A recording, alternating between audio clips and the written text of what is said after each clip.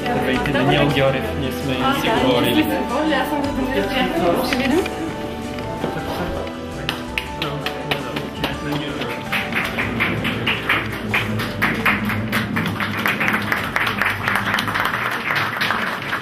Уважаеми кметове, уважаеми представители на общини, уважаеми представители на Министерството на околната среда. Аз съм Елена Димитрова и от името на ресторант Вио Марсияна ви приветствам с добре дошли на лекцията от поредицата за бъдеще на България, организирана съвместно с фондация Конрад Аденауер, Атлантически клуб Варна и Работилница за бъдеще България. Ние от Вио Марсияна сме горди, че тази вечер наш гост е един обичан политик, една уважавана личност, една успяла жена. Еврокомисар Кристалина Георгиева.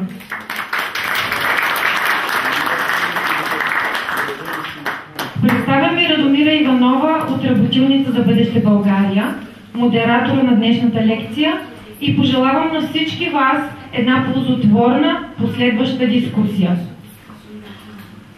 Добър вечер и от мен. Представям се още веднъж. Аз съм Радомира Иванова от Работилница за бъдеще България. Тази вечер, тази лекция е част от проекта Бъдещето на България. Той беше иницииран преди една година съвместно с фондация Конрад Аденауер.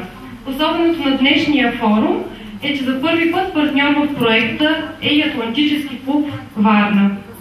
От името на доктор Марко Арнт, ръководител на бюрото на фондация Конрад Аденауер в България, от името на доктор Соломон Паси и Атлантически клуб София и от името на Работилница за бъдеще България, ви приветствам с добре дошли и искам да изразя от всички нас благодарността, че станахте част от нашия проект, и с това искам да дам думата на еврокомисар Кристалина Георгиева.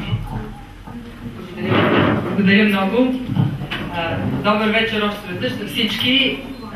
За мен е изненада да видя толкова много хора 7:30 вечерта,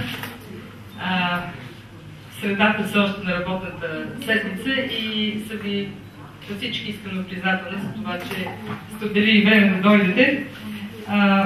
Благодаря на Работилница за бъдещето на България, на Конрад Аденауер, на Атлантическия клуб за това, че организирах такива обсъждания.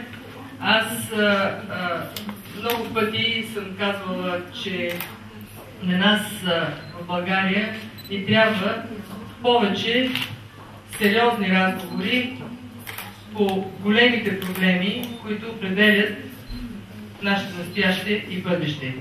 И хора като вас правят тези разговори възможни.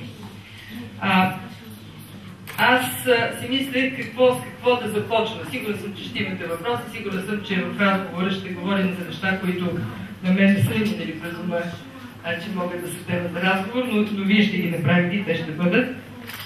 И си казах, да започнем от името на Работилница за бъдещето на България. Знаем, че всяка страна, хората в нея са тези, които коват бъдещето. Но също така знаем, че особено малки страни като нашата, изключително много зависят от това какво става в света около нас. И искам да споделя с вас 3 фактора от света около нас, които ще определят къде ще бъдем ние, българите, след 5, 10, 15, 20 години. И по-точно ще имат значение, ние определяме къде да сме, но те ще влияят на това къде ще бъде България. Фактори, които ние трябва да взимаме под внимание. Първият, безусловно, е Европа.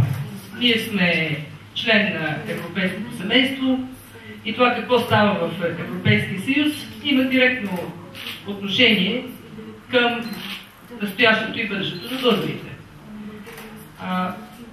Аз съм евроентусиазиран, еврооптимист, не просто еврооптимист. Аз смятам, че едно от най-хубавите неща, които са се случили в по-новата история на България, е това, че Европа намери сили и смелост да затвори разделението от миналото, да излекува нелеките рани от войните, включително студената война, да се обедини и да даде платформа, върху която, включително и ние българите, да стоим така с голяма тежест в света около нас. Също така съм убедена, че когато историята погледне назад 100-200 години, създаването на Европейския съюз ще бъде едно от най-забележителните и положителни събития от края на 20 и началото на 21 век. Но сега в Европа е трудно. Ние имаме много сериозна криза, с която трябва да се справим. Така че следващите 2-3 години това как работи Европа за това да излезе от кризата, разбира се, ще има огромно значение за нас.